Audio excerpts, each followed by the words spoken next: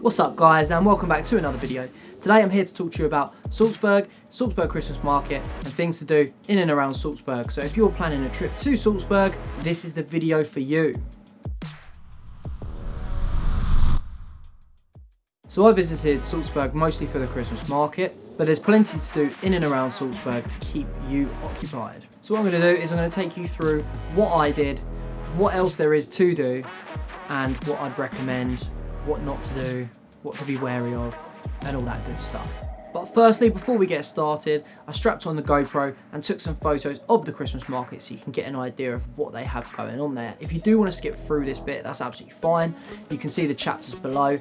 Skip ahead to what there is to do in Salzburg.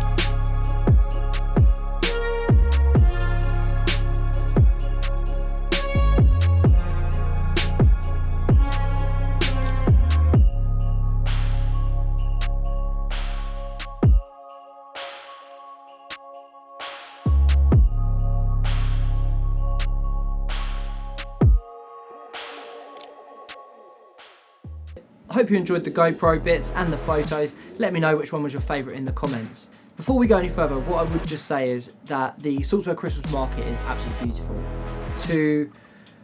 To go there, it wasn't particularly expensive. The flights were pretty cheap from Gatwick, which is where we fly from. But obviously, you know, your flights are local to wherever you are in the world, so you'd have to check them yourself. Hotels wise, it wasn't mega expensive. You're looking at a few £100 for a few nights, which is all you'd need in somewhere like Salzburg. In terms of the Christmas market specifically, there wasn't loads to do. It's a beautiful little Christmas market, but it is a very watered down version of a German one. There's not tons, but there is really nice little stalls with beautiful little Christmas gifts if that's your sort of thing you want to go for. There's an ice rink there, there's plenty of food, there's plenty of places you can grab some glühwein, which is highly recommended in my opinion, although my brother who I went with, he did not like it so much. The big drawback for me was the fact that Christmas market closed at about 9 PM, which is pretty early. We were sort of looking at staying in the evenings, have a few drinks, grab a little bit of a late night sort of churros or something fun.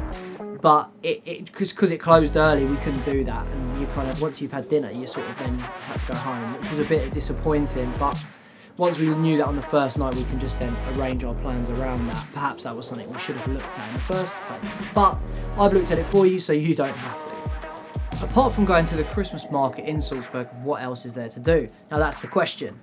And in fact, actually, the answer is there's loads to do, but that does really depend on your interests. For example, two of the things you could do was do lots of things to do with Mozart and lots of things to do with the sound of music, neither of which I have much interest in. But again, if you go to Viator, if you look online, there's tons of trips that circle around those two things that may interest you.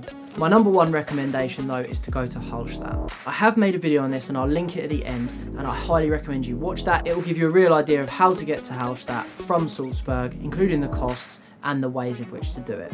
Hallstatt is a stunning village set in the mountains near Salzburg town, and honestly, yeah, if you're interested in photography or videography or anything creative, then you've got to check this village out. It's absolutely stunning. And if you do, like me, love going into the mountains, then from Salzburg you can go to the Bavarian mountains, which is actually in Germany. So you cross the border and you've got a couple of options. You can go to the Eagle's Nest, which actually we couldn't do because it was closed at this time of the year. So after October through the winter, it is closed due to just poor visibility, I assume. However, we went into the mountains, went to a beautiful little village I can't remember the name of because it was very long in German and I can't even find it to tell you. But it was beautiful, took loads of pictures, there's a few shops there. When we went there, they were actually closed. I'm not sure why. I assume it's probably a busier trip in the summer. And then after that, we got taken to a nice little Christmas market in Germany. Again, very similar to the one in Salzburg. It was pretty cool. Not loads to do, but you know, grab some glühwein, grab a sausage, or bratwurst as it's called in Germany, and then you sort of meander around and look at all the cool stuff being sold. There is also loads of guided tours and walking tours around Salzburg. This isn't really my thing to do. I kind of would rather go at my own pace. So we went up above Salzburg. As you can see from the photos and the videos that I'm sort of overlaying now, it's stunning. You get some really cool views from up there. And there's a really cool fort. I think it's a fort. I suppose it's probably something like a fort anyway. And we went up there. Again, there was a little Christmas market in there, as well as the general kind of learning about Salzburg and how it was formed and stuff like that. So if any of that stuff is interesting to you, then head up to the fort, head into the mountains above Salzburg. You get amazing views and it's just cool. Just good to get walking and out and about. So with every trip, there are pluses and negatives. So I'll start off with the negatives, then finish with the positives. The big negative for me, especially going for the Christmas market, was that it closed so early. 9 o'clock is just a bit of a joke, to be honest. It is a bit of a sleepy town. It's quite an older person that generally would go there. So I can understand it, but it's still a bit crazy to have a Christmas market and close it at 9 o'clock. If you go for dinner at say 7 or 8, then that's it. So it was a bit strange and a bit disappointing. We would like to have stayed out till much later, having some wine, having some churros and just sort of soaking up the atmosphere. The other negative I would say for me was probably the fact there wasn't loads of places to eat. I don't know whether we just couldn't find any, but it certainly wasn't obvious. And then when we looked online, again, it wasn't like there was just tons of options screaming out at you, especially if you wanted to get something that was more traditional Austrian. It seemed to us that if you go there and you want traditional Austrian, you've almost got to go to the hotels, which isn't really what we were looking for. But we did try a couple, and to be honest, they were great, but there wasn't loads of options, so just be aware of that. I would say though, on that note, the food was pretty reasonable. It wasn't expensive at all, which we were quite surprised at. If you compare it to somewhere like London, prices were, you know, either on par or in fact a little bit less. And some of the food we had was brilliant. So food is good, but it's just there's not tons of options. So more of the positives now. It was pretty reasonable to stay there. It was very easy to get there, and there was lots of things to do when you are there. I would say though, if you don't like going out and doing trips, there's not loads to do in Salzburg town itself. It's got some really nice shopping streets and a few little nice bars and stuff, but it's not crawling with things to do. If you do want to do stuff in Salzburg, you've kind of got to go away from Salzburg, Hallstatt, the Bavarian mountains, etc. Obviously we were there for the Christmas market, and although the Christmas market wasn't huge, it was very enjoyable, had everything you'd kind of expect from a Christmas market. Little special guest appearance from the baby cat. We hope you enjoyed the video. We hope you found it informal. I have left links to Viator in the description below. If you have any questions, please do ask me in the comments. I'll happily answer. If you enjoyed the video, hit that like button, make sure to subscribe, and I'll see you in the next one. Peace. Hey.